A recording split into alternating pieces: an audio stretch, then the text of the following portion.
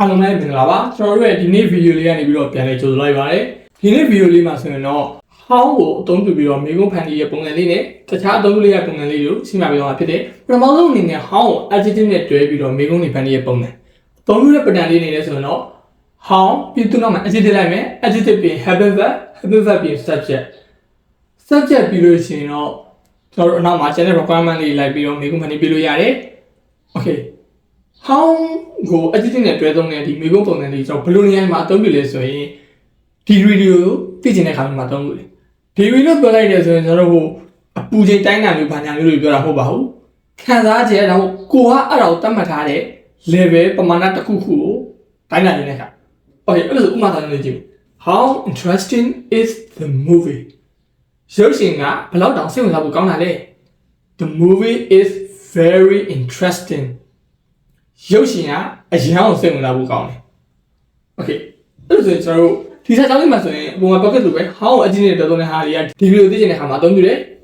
ပြန်ပြီးတော့ကျွန်တော်တို့မှာ very ဆိုတဲ့စကားလုံးလေးပါတယ်အဲ့ဒါကိုမရှိရင်မှာကျွန်တော်တို့ဒီ habit verb အပေါ်ကပထမဆုံးထိုင်တယ်မှာကျွန်တော် habit verb လို့ပြောတာ habit verb လို့ပြောတာပဲမယ်ဒီ how ကိုအကြည့်နေတဲ့တော်တဲ့မိကုန်းဖန်တီးမှုမှာတော့ verb to be ကိုပဲကျွန်တော်အသုံးပြုပါတယ်ဘာပြောလဲဆိုရင်ဒီ verb to be ကို amisa was where ဆိုတဲ့စကားလုံးလေးတွေက adjective နဲ့တွဲသုံးတဲ့အခါကျရင် adjective က verb အနေနဲ့ပြောတာပဲဥပမာဒီစာကြောင်းကြည့် interesting ဆိုတဲ့စကားလုံးမှာစိတ်ဝင်စားတဲ့ကောင်းသောဆိုတဲ့ adjective ပဲ။နောက်မှဝိသေသနာပေါ့။နောက်အောင်ထူးပြတယ်။ Okay အဲ့ဒါကျွန်တော်နောက်နဲ့တွဲသုံးမယ်။ interesting movie စိတ်ဝင်စားတဲ့ကောင်းသောရုပ်ရှင် boring movie ပြင်းပြကောင်းသောရုပ်ရှင်စသဖြင့်နောက်အောင်ထူးပြတယ်။အဲ့လိုမျိုးပဲဒီကောင်ကိုကျွန်တော်တို့က verb to be နဲ့ပေါင်းမယ်။ It is interesting အဲ့ဒါကစိတ်ဝင်စားဖို့ကောင်းသည် verb အနေနဲ့ပြောတာ။အဲ့ဒါကြောင့်ကျွန်တော်ဒီမှာ happy verb လို့ပြောရမယ် verb to be ပဲအသုံးပြုတယ်ဒါလို့သိထားရတဲ့ချက်ပေါ့ okay ပြန်လေဖြည့်ချတဲ့အခါမှာဆိုကျွန်တော်တို့ very ဆိုတဲ့စကားလုံးကိုသုံးတာကျန်တဲ့ဟာတွေတော့ဒီမိကုန်းဝါဒီပြန်ကောက်တွေပေါ့နော်ဘာလို့ very ဆိုတဲ့ဟာကိုအသုံးပြုလဲဆိုတော့ဥပမာအနေနဲ့အရန်စိတ်ဝင်စားဖို့ကောင်းတယ်ရုပ်ရှင်တစ်ခုကျွန်တော်ဒီ unit နဲ့လေးပဲတတ်မှတ်ကြည့်မယ်ဗျာရုပ်ရှင်ကစိတ်ဝင်စားဖို့ကောင်းတယ်တော်တော်လေးစိတ်ဝင်စားဖို့ကောင်းတယ်အရန်စိတ်ဝင်စားဖို့ကောင်းတယ်ငါကြည့်ဘူးသေးတဲ့မှာစိတ်ဝင်စားဖို့အကောင်းဆုံးပဲဒီမှာလည်းကျွန်တော်အဆင့်၄ဆင့်တော့ရပါတယ်ယူရိုကနေပြီးတော့စိတ်ဝင်စားဖို့အကောင်းဆုံးထိအဲ့လိုမျိုးတစ်စုံတစ်ခုကိုကိုယ့်ရဲ့ခံစားချက်ဒါမှမဟုတ်တစ်စုံတစ်ခံစားချက်တွေကနေပြီးတော့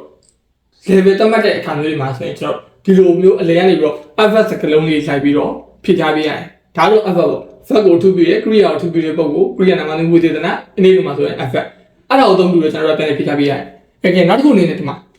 how beautiful is she သူမဘယ်လောက်လှလဲ okay ကျွန်တော်တို့ပြန်ပြီ no she isn't that beautiful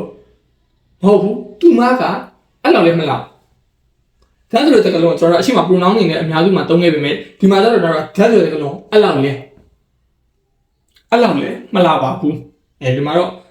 isn't beautiful ဆိုတော့မလားပါဘူးဒါဆိုတော့အဲ့လောက်လည်း okay ဒီကမှာကျွန်တော်ဒီနောက်ကိုကြည့်မယ်ဆိုရင် very နဲ့ that နဲ့ပါအဲ့လိုမျိုးတခြားစကားလုံးလေးတွေရှိရမှာဥပမာနဲ့ pretty ဆိုတဲ့စကားလုံး pretty ဆိုတဲ့စကားလုံးကတော့မြန်မာလိုဆိုတော့တော်တော်လေးအဆင်ပြေပါတယ်တော်တော်လေးကြည့်လို့ကောင်းပါတယ်စသဖြင့် quite ဆိုတဲ့စကားလုံး quite နဲ့ pretty နဲ့ပါ quite ဆိုရင်အတူတူပဲဒါပေမဲ့ quite ကိုကြောက်ကျွန်တော်မြန်မာလိုဆိုတော့အတော်လေးဆိုပြီးတော့ဘာသာပြန်မယ်ဒီကောင်က pretty ထက်နည်းနည်း level နဲ့ is quite good looking အနေငယ်တော့အတော်လေးကြည့်လို့ကောင်းတယ်ဥပမာနဲ့ so ကတော့ကျွန်တော် very နဲ့တူတူပါပဲ so နဲ့ very နဲ့အချမ်းအလွန်ဆိုတဲ့အဓိပ္ပာယ်ရတယ်။ဟောလို့နေနဲ့ just a bit just a little ဟာဓာတ်ထပ်ပို့ပြီးတော့နှိမ့်ပါ just a bit နည်းနည်းပဲဥပမာနဲ့ the movie is interesting just a bit just a little နည်းနည်းတော့သိလို့ကောင်းပါတယ်စသဖြင့် okay ဒီကကျွန်တော်နောက်တစ်ခုအနေနဲ့ပြောချင်တာဒီအငင်းစာကြောင်းလေးလုပ်တဲ့အခါဟောင်းနဲ့မီးတယ်ဟောင်းကိုအကြည့်နဲ့တွဲပြီးတော့ဒီမေးခွန်းတွေမီးတဲ့ခါမျိုးမှာဆိုရင်တော့ပြန်ပြီးမြင်းတဲ့ခါမျိုးစားလည်းရှိပါတယ်ဥပမာနဲ့ no သူကဘယ်လောက်တော့လာလဲဒီမှာဆိုတော့ဖြေလိုက်တာ no she isn't that beautiful သူကအဲ့လောက်လဲမလားပါဘူးဒါပေမဲ့ no နဲ့ဖြေလိုက်ပြီဆိုရင်သူကဘယ်လောက်လာလဲဆိုတော့ဖြေရမယ့်အနေထားမှာကိုကညင်လိုက်ပြီဆိုရင် opposite စကားလုံးတွေနဲ့ဖြေရဥပမာနဲ့ no she is ugly သူကရုပ်ဆိုးတယ်ဒီမှာဆိုလည်းအလားတူပဲစိတ်ဝင်စားဖို့ကောင်းတဲ့စံချိန်ဘက်ကပြင်းဖို့ကောင်းတယ် the movie is interesting ဆိုတော့ကောင်းတယ်အဲ့လိုမျိုးပဲ the movie isn't interesting negative အနေနဲ့တောင်းလဲရတယ်အဲ့လိုမျိုးပဲခုနပြောသလိုစက်နေမဲ့စကားလုံးနဲ့တုံးတယ် the movie is boring ရုပ်ရှင်ကပြင်းဖို့ကောင်းတယ်စိတ်ဝင်စားဖို့မကောင်းဘူးဆိုတာလေးရှိတယ်လို့ပြင်းဖို့ကောင်းတာလည်းရှိတယ်စနေနှစ်ခုလုံးဝညင်တဲ့ပုံစံနဲ့အကံပြောတဲ့ပုံစံနဲ့ဒါတော့ကျွန်တော်ကိုပြန်ပြီးဖြေထားတဲ့ခါမျိုးမှာပေါ့ဥပမာအနေနဲ့ the soup is very hot စုပ်ပြုတ်ကအရန်ပူတယ် the soup isn't cool စုပ်ပြုတ်ကမအေးဘူးအတူတူပဲလေပူတာနဲ့မအေးရနဲ့အတူတူပဲအဲ့လိုမျိုးအနေထားမျိုးဒီမှာကျွန်တော်ဒီ opposite စာကြောင်းလေးတွေစကားလုံးလေးတွေအသုံးပြုပြီးတော့မိကွန်းနဲ့ဖန်တီးလို့ရတယ်ပြန်ပြီးတော့ဖြေထားလို့လည်းရတယ်ဟိုဒါသုံးခုအနေနဲ့ဟုတ် how ကို adjective နဲ့တွဲသုံးတဲ့ဟာမှာပုံမှန်ဆိုကျွန်တော် subject ကိုအနောက်မှာထားတယ်ဒါမိကွန်းတော့အဲ့လိုမဟုတ်ဘဲနဲ့ subject ကိုအရှေ့မှာထားပြီးတော့